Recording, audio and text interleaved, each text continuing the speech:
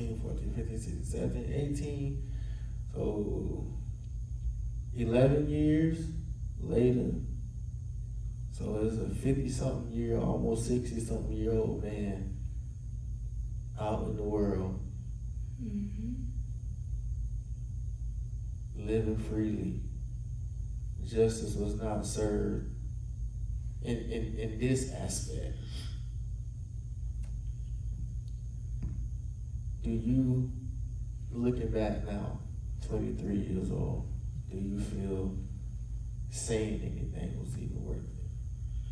And do you feel like that now, or have you battled with that thought through healing, therapy, and all the other things that you have, the measures you done went to really put this situation behind you mentally, spiritually, psychologically, all of that stuff? Do you battle with that thought? I did. I definitely did. At first, like, my immediate thought after knowing that that's what she wrote it as, and she said she wasn't going to pursue it, and even to after, we sought those 2 orders against him, and he violated and still only got 20 days of community service. Not even, like, that was definitely my first, like, thought of reflection, like, what was the point? Like, I could have just saved everybody else, the traumatic experience. I could have saved my mother the traumatic, emotions. I could have saved, even though my brothers, didn't know the full extent, I still could have saved, whatever they went through, and just dealt with it on my own at this point, because what was the point if nothing happened, nothing came about? But yet you have these people left with hurt, with trauma, with issues, things to battle with. So yeah, I battled with that for a little bit. And therapy helped, of course. It was a big help, because it gave me the necessary tools to work through it and realize that it was never me, it was never my mom, it was never our fault, it was none of that, And so now looking back,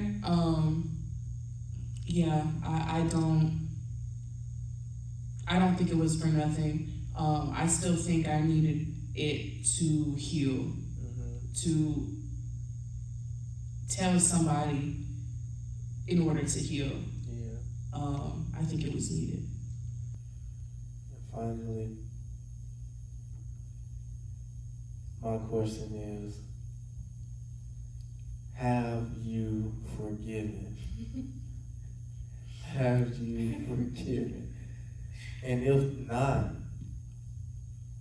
are you currently still in the process of forgiving? I thought so. I really thought that I had forgiven him, and not for his sake, for my sake. But I don't know if I can truly say that, because yes, I'm healed from the situation and I've worked through it, but that was such a traumatic experience, and it's gonna stick with me forever. And it made me see men in a different light. It's impacted a lot of aspects of my life. And although I'm healed, like I said, now, and I have better understanding of what was going on, how I felt, and I processed all of that, I don't know if I can say I've fully forgiven him, because this was because of him. So I would probably be lying if I said, yes, I've fully forgiven him. I've forgiven aspects of what happened, but No. I just, because I simply cannot wrap my, I know what he was consumed with, but I still can't wrap my head around that you still did that and continued to do that and continued and had no remorse, had no care, actually wanted to do worse. Like, so although I would like to say I've fully forgiven him, I think I've forgiven the situation. It's something that's a work in progress to this day.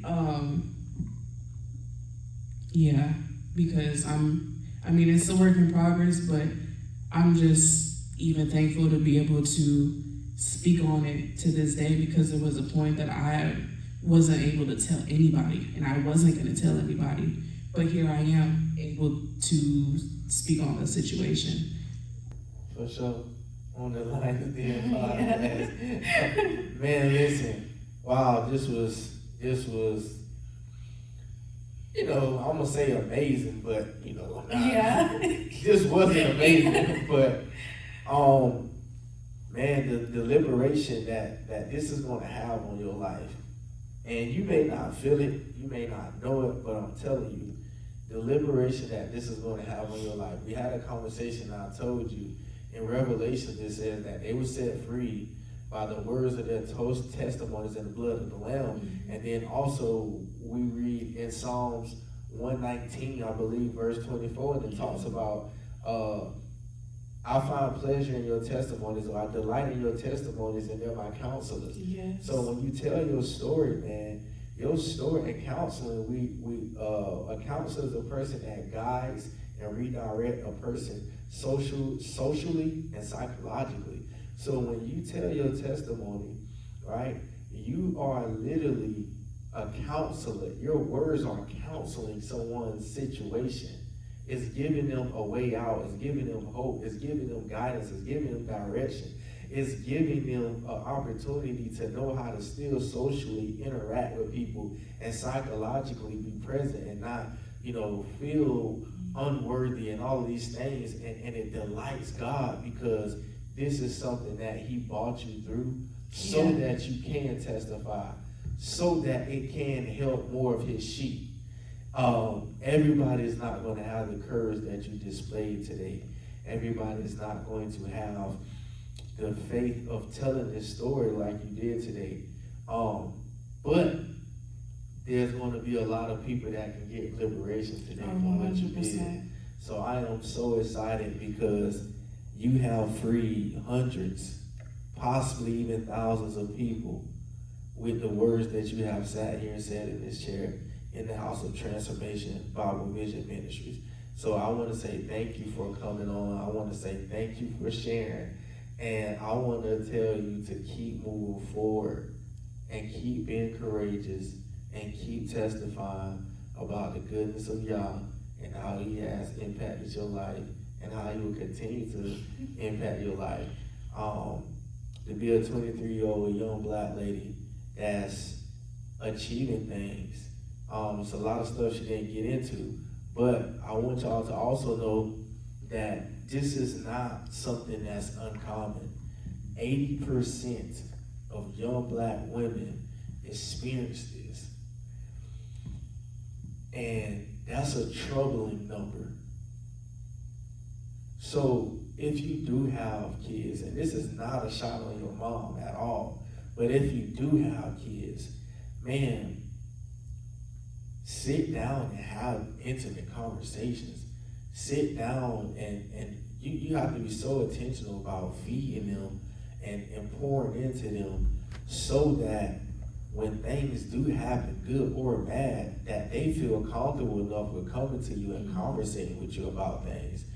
We can't allow our own personal things in life and pursuing goals and money and all this stuff put us in a position to where our kids don't even feel comfortable with coming to us for the littlest things, yelling and beating them down verbally. Like, we as people have to understand that we brought another life form into the world. And it's our job to make sure that they are protected, they are educated, and they know about Yahweh, and that we are the ones who start their relationship off with Him. So I'm just happy. I can't wait for part 2. I really can't wait for part 2. So thank y'all for tuning in, man. Listen, for one, Lions Den podcast, the Lions Den podcast, it be shooting live right here in Transformation. Transformation Bible Vision Ministries is the house of Lion. It's the house of Pastor Pyramid, Pastor P, that's what I call him. Man, crazy wisdom and knowledge. The house of a lot of other heavy-duty word bangers. So, man, listen, come to Transformation. Every Sunday we're here. Service starts at 11:20. The address is 5009 Northwest 34th Boulevard. Man, come here and be blessed, man. And here's another thing. If you have a story, and your story can impact the life of somebody, if you have a testimony, and you brave enough to sit in this chair and spread that word so that it can liberate people, man, reach out to me. Reach out. You can DM me on Facebook, Instagram,